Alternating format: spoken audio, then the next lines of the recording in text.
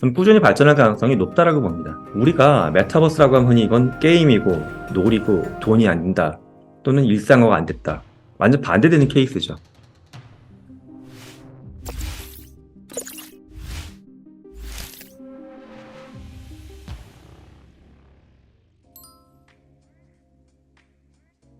메타버스는 죽었나요? 가끔 듣는 질문입니다. 근데 저는 일단 결론만 말씀드리면 메타버스는 죽은 적이 없다라고 생각합니다. ASF라는 단체에서 메타버스를 네 종류로 나눴죠. 사실 여기는 두 가지 좀 논쟁이 있어요. 이게 최선의 분류 방법이 아니다. 근데 그렇다고 해서 이것 말고 다른 대안도 마땅치는 않습니다. 또 어떤 분들이 이게 분류 체계가 아니라 구성 요소, 그러니까 자동차로 봤을 때 뭐 엔진이 있고 바퀴가 있는 구성 요소다라고 하는데 저는 그렇진 않다라고 봅니다. 이건 분류예요, 엄밀히. 왜냐면 문서 자체를 보게 되면 분류라고 해서 케이스 설명들이 나와 있기 때문에 분류라고 보는 게 좀 더 타당하긴 합니다. 여튼 이 분류를 놓고 봤을 때 메타버스를 흔히 증강현실, 거울세계, 라이프로깅, 가상세계로 이야기하죠. 네 가지. 자, 그러면 각각을 한번 현황을 들여다보겠습니다. 증강현실. 여러분이 나는 일상적으로 증강현실 쓰는 경우가 별로 없어 라고 보실 수는 있어요. 근데 그건 이제 개인의 영역이고, 산업적으로 보게 되면 산업에서 어떤 교육을 할 때 또는 현장의 엔지니어들이 보조 도구로 증강현실을 쓰는 비율은 굉장히 높아지고 있습니다. 특히 북미 지역이나 유럽권도 그렇고요. 그다음에 중국도 그렇고 이런 것들은 점점 더 많이 쓰는 추세예요. 거울 세계를 놓고 보면 사실 이 부분에서 오해가 생기는 건데, 거울 세계가 흔히 지도 기반의 각종 플랫폼 서비스들, 배달의 민족, 티맵, 그런 것들이 다 개인이 쓸 수 있는 거울 세계에 해당이 되고, 또는 기업이 어떤 공장을 갖고 있거나 어떤 산업 단지가 있을 때 그걸 디지털 트윈 형태로, 또는 대형 장비가 있을 때 디지털 트윈 형태로 복제해가지고 미리 시뮬레이션을 하거나 또는 운영할 때 데이터를 관리하기 편하게끔 하는 거, 점점 사용하는 게 증가하고 있는 거는 맞습니다. 그런데 이제 여기서 또 마찬가지로 산업용 디지털 트윈은 나한테는 잘 안 보이고, 일반 대중들은, 또는 지도 기반의 각종 거울 세계는 예전부터 있던 거니까 이거 메타버스라고? 생각보다 좀 시시하다, 이렇게 보실 수가 있는데, 메타버스라는 게 사실 이걸 다 포괄하는 개념이어서 당연히 거울 세계 전반적으로 증가하고 있는 게 맞습니다. 그리고 또 하나, 이 부분도 그런데 라이프로깅, 소셜미디어입니다. 대표적인 게. 소셜미디어를 우리가 2000년대 들어오면서부터 점점 더 많이 쓰고 있죠. 유튜브도 거기에 해당이 되고. 근데 이것도 여전히 메타버스이니까 사용량이 증가한다고 봐야 되는데, 앞서 그 지도 기반의 거울 세계랑 라이프로깅, 사람들이 이걸 두 개 묶어서 이건 좀 메타버스 아니지 않냐, 내가 바라는 건 이게 아니었다라고 이야기를 합니다. 즉, 사람들이 메타버스가 죽었다라고 했을 때 보통 하는 이야기는 뭐냐면 가상세계죠. 가상세계. 뭔가 3차원 공간 아바타가 펼쳐지고, 특히 이거를 접속하는 디바이스가 일반 태블릿이나 폰보다는 VR, 입체로 보고 싶어 하는 거. 이 부분의 발전을 꽤 기대를 하고 있는데, 생각보다 이런 월드의 콘텐츠도 좀 뭔가 더디게 발전하고 있고, 이 디바이스의 성능이 너무 떨어지거나 비싸다. 그러니까 나는 메타버스가 발전 안 하고 있다라고 보는 것 같아요. 특히 이제 이 부분, 가상세계의 VR형 메타버스를 집중했던 현 메타의 실적이 부진해지면서 이거 메타버스 문제에 있다라고 말씀들 하십니다. 그럼 정말 개인이 쓸 수 있는 어떤 상업적인 측면의 메타버스, 특히 가상세계 메타버스는 다 죽은 거냐? 아니죠. 제가 관여하고 있는 프로젝트 중에 하나만 말씀드리면, 웅지 싱크빅이라고 하는 회사가 있죠. 웅지 싱크빅은 이제 여러 작업들을 하는데, 그 중에 스마트 올이라고 하는 태블릿 기반 학습 콘텐츠를 초등학생 아이들한테 대여해주는 서비스를 하고 있습니다. 한 달에 10에서 15만 원 정도 비용을 할 거예요.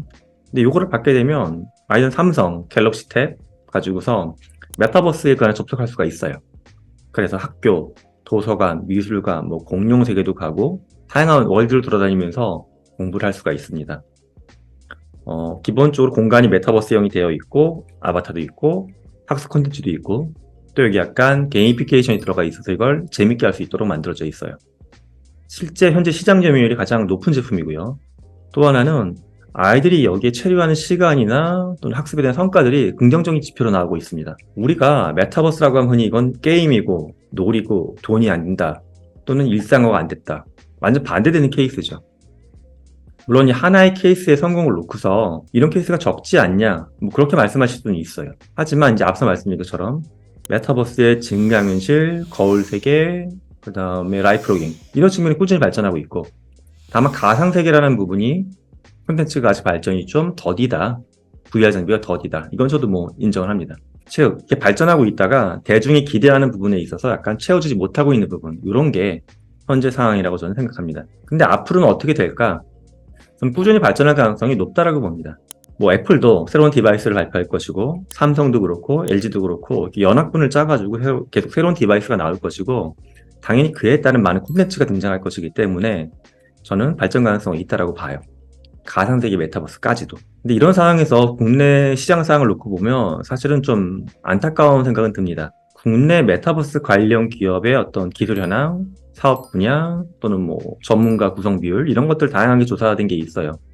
그 자료를 봤더니 안타까운 게 국내 메타버스 관련 기업은 대부분 콘텐츠 개발에 집중하고 있습니다. 어떤 대형 플랫폼이나 어떤 글로벌 시장에 대해서 소구할 수 있는 콘텐츠라기보다는 그냥 지자체나 작은 클라이언트가 한정적으로 쓸 수 있는 단편적인 콘텐츠 개발, 이쪽을 개발해서 납품하는 것에 집중하는 기업들이 많아요. 어떤 원천 기술, 특히 하드웨어와 관련된 기술 개발과 제조에 참여하는 기업은 있기는 한데 굉장히 낮은 비율입니다. 이 부분이 걱정된다는 거예요.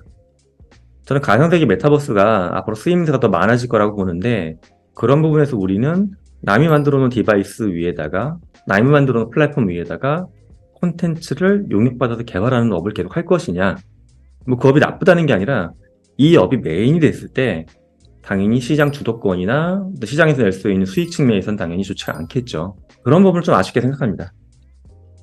제가 이제 메타버스라는 책을 처음 낸 게 2020년 말이었는데, 그때 그 책을 낼 때 제 마음은 그랬어요. 대중들이 이 책을 통해서 뭔가 읽어보고 미리 좋은 회사 주식을 사서 대박을 내라, 사실 그런 의도는 아니었습니다. 우리나라 과거를 놓고 보게 되면 PC 산업이 쭉 커졌을 때 글로벌하게 큰 성과를 냈던 기업이 잘 안 보였었어요. 저는 제 눈에는. 스마트폰 시장이 들어오면서 반복됐던 것 같아요.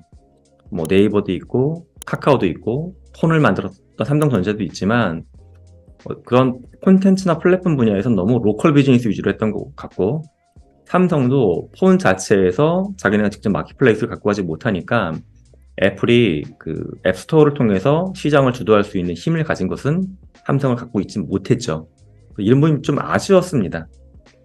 그 넥스트가 뭔가를 봤을 때 넥스트는 그 당시에 거울세계 라이프 로깅을 바탕으로 메타버스의 어떤 쉬운 영역에 우리가 발을 들이밀었던 것 같았고요. 저는 좀 더 증강현실이나 가상세계가 미래 펼쳐질 것 같은데, 이 시장을 그때부터 우리가 좀 전반적인 국민들이 좀 이해도를 갖고 국가에서 정책적으로 준비하고 기업들도 좀 차분히 준비했으면 하는 바람으로 이제 그 책을 썼던 겁니다.